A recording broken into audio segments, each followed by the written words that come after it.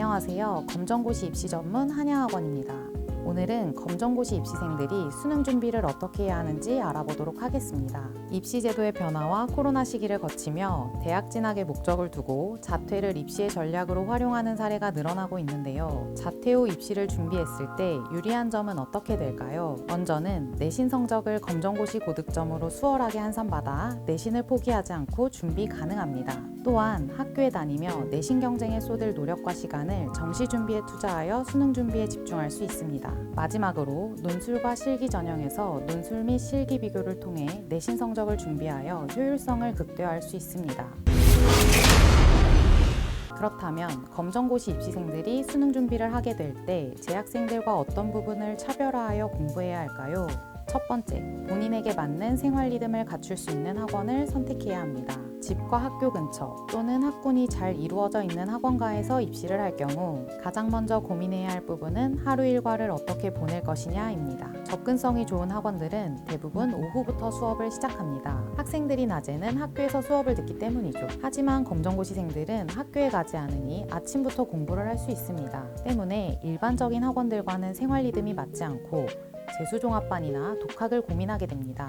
두 번째, 자신의 학습 수준에 맞는 장기 플랜을 마련해야 합니다. 자퇴를 한 경우 바로 수능 공부를 하는 것은 어렵습니다. 재수종합반이나 독학재수는 공부를 잘하든 못하든 수능까지 치러본 학생들이 모인 곳입니다.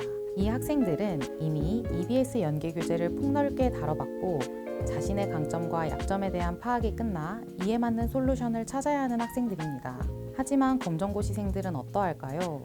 검정고시생들은 일단 수능을 치를 만한 학습 수준과 학습량을 만드는 것이 최우선입니다. 검정고시생들은 고등 3년 과정을 온전히 마치지 못한 상태입니다.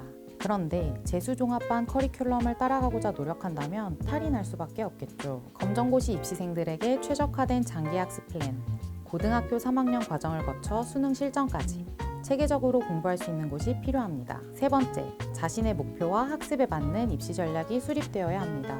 검정고시생을 전문으로 입시 전략을 수립하여 입결을 내는 경험과 노하우를 가진 곳은 생각보다 많지 않습니다. 검정고시 입시 전문 한양학원이 유일하죠. 이유는 검정고시 입시생이 과거보다 늘었다 하더라도 수능 응시자의 전체 3%에 불과하고 검정고시 입시 컨설팅은 고려해야 할 부분이 많은 까다로운 분야이기 때문입니다. 이렇다 보니 학생들이 교과 전형과 논술을 어떤 비율로 준비해야 하는지, 언제부터 준비해야 하는지 알지 못한 채로 큰 틀과 전략 없이 공부하다가 수시 지원 시기에 후회하는 경우가 굉장히 많습니다. 입시 컨설팅 회사나 학원에서도 컨설팅을 받아볼 수는 있지만 학습과 입시는 동일선상에서 보는 것이 굉장히 중요합니다. 입시 전략이 학습의 방향을 결정하고 학습의 과정과 결과가 입시 전략을 계획하게 하기 때문입니다.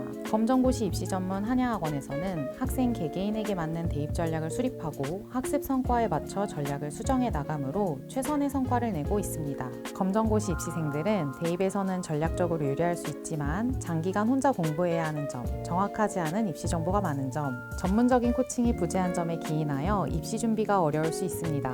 이런 어려움들에 대해서 독보적인 노하우와 경험, 입시 결과로 보증하고 있는 한양학원으로 입시 설명회를 신청하셔서 학생들에게 맞는 입시 전략을 수립하시기를 권해드립니다. 감사합니다.